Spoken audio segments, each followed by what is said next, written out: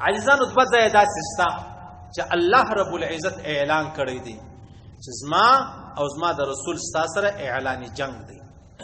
اعلاني جنگ یو چې کله سړی سود کوي الله فرمایي نو بیا زما او زما د رسول جنگ ته ځان تیار کړه.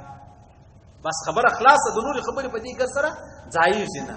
زما و جنگ ته تیاری تا کړې ده، نو لحاظه ما تیاری کړې ده، ځان تیار وساته. دا څوک؟ دا سودخواره.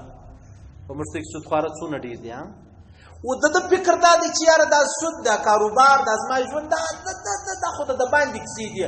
لمونځ به هم کومه، تسبیحات به هم کومه، صلات حاجت به هم کومه، اوابین به هم کومه، اشراق به هم کوم. د فکر دا دی چې د دین او د اسلام د الله او د رسول زما د کاروبار سره تعلق چې دی هغه نشته. حضرت علی کرم الله وجهه فرمایلی چې د چا د بازار مسلې نه دي زده، د چا د کاروبار مسلې نه یې زده، هغه د بازار لره نه راځي. اول به مسلې زده کوي، بیا به بازار لره راځي.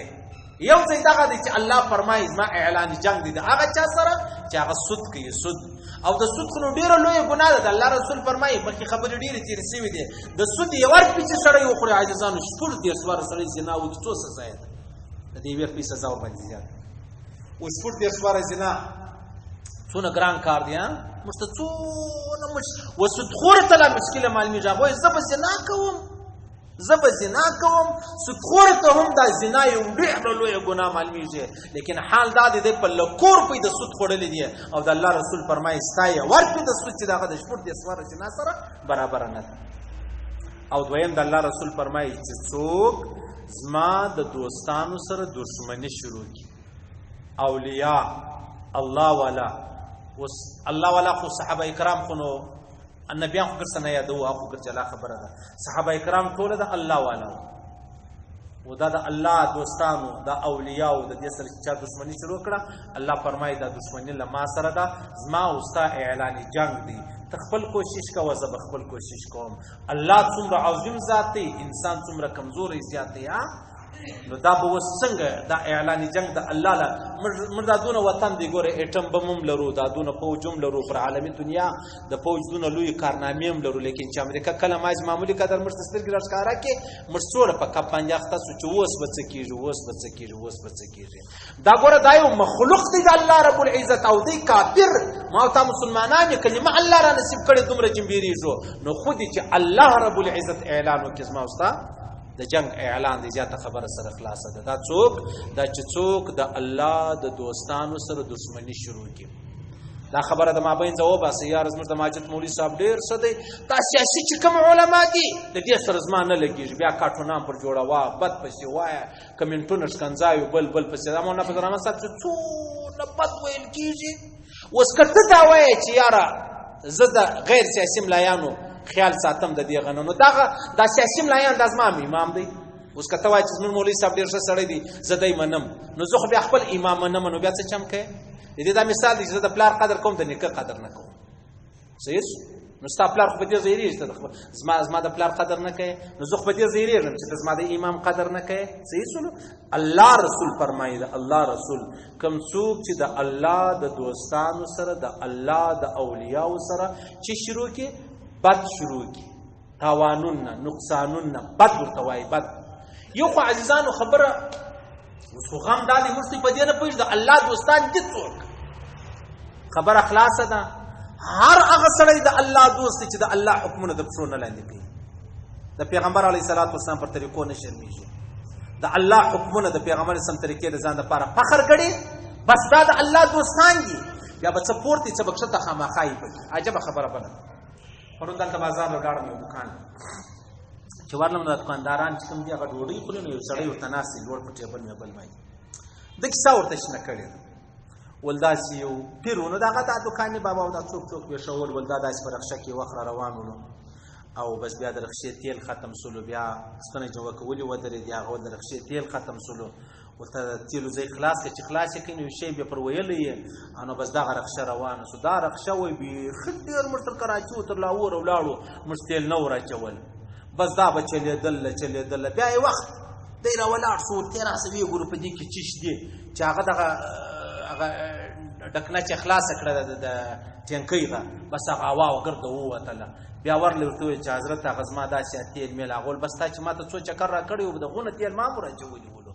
دا یو ډېر معزز محترم سړی او ډېر محترم خلک ورته ناست وو، پر حالانکې هغه خیال دا نه و هغه دا خدای بېچاره دی ګوره داسې نه ده چې دی لیونحاله سړی و، داسې بېوقوفه سړی و، داسې مجنون سړی و، عام نارمل سم انسان و، هغه دغه عقیده و دا فکر وله. صحیح شو. پیغمبر علیه صلات وسلام مبارک خپله په سفر باندې تللی ولو، ورشه ورکه سوله بیا ورشه نه پیدا کېدل. اوس څه چم کوي؟ پیغمبر علیه صلات وسلام مبارک به ویلې پر لارې به روان وو، صحابه کرام به ورسره ولو چې پر ورشه باندې به یا به یو صحابي ناست و، پیغمبر اسلام به ورشه کشوله، داسې ځای رالی، بیا بل ځای پیغمبر علیه صلات وسلام مبارک و، صحابه ورته ویل یا رسول الله ته داسې وکړه دا زموږ وار موږ تا ته درکو. نه نه نه نه نه دا زموږ وار موږ و تا ته درکوو. ول نه نه داسې خبره نه ده، زوم انسان یم تم انسانان یاست پروا نه لري. دلته د محمد رسول الله صلی الله علیه وسلم مبارک دغه حال و، او بل طرف ته ستا د نن ورځ د لیونیانو هغه حال دی. نو د دې سړي په فکر باندې محمد رسول الله غټ سړی دی، آیا که دا لیوني غټ څخه دی؟ زمنم دا انسان دی، زمنم دې ته تاوان رسول دا بده خبره ده، زمنم چې دا ته ښه رسول دا ښه خبره ده، لیکن د دې معنا خو نو دا نه ده چې ته راولاړ شوې تا د الله رب العزت و هغه دوستانو ته ورسوئ چې د هغو دوستانو مبارک هم دا فکر څوک نشي کولی. صحیح سلو؟ دا څونه بده خبره.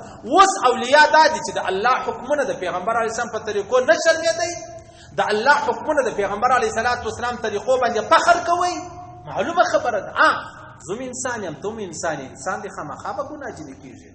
که دا علما انبیا دي بیا ته ویلی سې، که انبیا نه دي ستا رقم انسانان دي نو بیا ته ولې په دې باندې بیا خوا به دی چې دا ملا دی ولې داسې چم وکوي، ملا دی سګرېټ څکوي، ملا دی نسوار کوي، ملا دی په غټ موټر کې ناست دی، ملا دی غټ موبایل ورسره دی. ولې نو یعنې که ستا سره و ستا سره ښه خبره ده فتوا ته ما ته راکوې چې ستا سره دا شی خوند کوي، دا شی خوند نه کوي، دا مه کوه. او حال دا دی زه تا ته د سنتېدو سې ورسېده د زنې تر تړلو پورې ته فتوا له ما اخلې، د زنې تر تړلو ته له ما فتوا اخلې او په داسې کې ته ما ته رسوې. دا ولې؟ صحیح سلو. نو اولیاء وپېژنئ. الله داود علیه السلام دعا کړل وحب من یحبک، یا الله ما ته د هغه چا محبت را نصیب کړه چې هغه له تا سره مینه او محبت کوي. موږ هم دغه وایو دعوت والا دي، مجاهدین دي، علما دي. څه انفرادي کمی به په ما کې مې په تا کې به مې په علماو کې هم شته. د دې دا معنا نه ده دا فرشتې نه دي، فرشتې انسانان دي، خامخا به بد ځینې کېږي، خو د هغه معنا دا نه ده لکه ته چې بیا کوم معنا کوي. صحیح سلو. وحب من یحبک، دا بیا دعا کوله یا الله. نو اوس به موږ هم دا هغه وایو چې یا الله ستا مینه را نصیب کړه، د محمد رسول الله مینه را نصیب کړه. صحیح سلو. معنا یې د هغه جوړېږي د صحابه کرامو مینه را نصیب کړه. والعمل الذي يبلغني حبك، یا الله ما ته داسې عمل را نصیب کړه چې هغه عمل بیا و ما ته ستا محبت را نصیب کړه. ما ته داسې عمل توفیق راکړه، د داسې نیکۍ توفیق راکړه چې هغه نیکي چې بیا کومه ده چې هغه کې بیا ستا محبت و ما ته را نصیب شي. یا زه پر تا باندې ګران سمه، یا الله ستا پر ما باندې مینه راشي، یا الله رب العزت ته داسې تورې ما ته را نصیب کړه. هغه څه دي؟ هغه اشراق تهجد دی، همسایګانو سره ښه دي، د ظلم نه کول، ناجایزه نه کول، دو نمبرې نه کول، کساب دی، تناره والا دی، ریړۍ والا دی، دا ټولې خبرې بد به نه کوو ښه به کوو. دا هغه خبرې دي چې په دې سره انسان چیش ته رسېږي، په دې سره انسان و هغه ځای ته رسېږي چې د الله مینه ورباندې راشي یا د ده د الله سره محبت چې دی هغه پیدا شي. اوس اصلي خبره خو د هغه ده چې زما د الله سره محبت پیدا شي. یا الله داسې عمل و ما ته راوښیه، په داسې عمل ما برابر کا. هغه د دعوت تبلیغ لاره ده، هغه د جهاد لاره ده، هغه د علم لاره ده، هغه د خانقاه لاره ده، هغه شرک نه کول دي، هغه بدعت نه کول دي، هغه غیبت نه کول دي، هغه بهتان نه ویل دي، هغه نور نور نور نور د الله حکمونه چې کوم دي د هغو نافرماني نه کول. هغه که غواړئ ځان د مهمو اسلامي معلوماتو څخه خبر کړئ، د الحاج مولوي نورالدین آغا په نوم فیسبوک پاڼه خوښه او له نورو سره یې شریکه کړئ.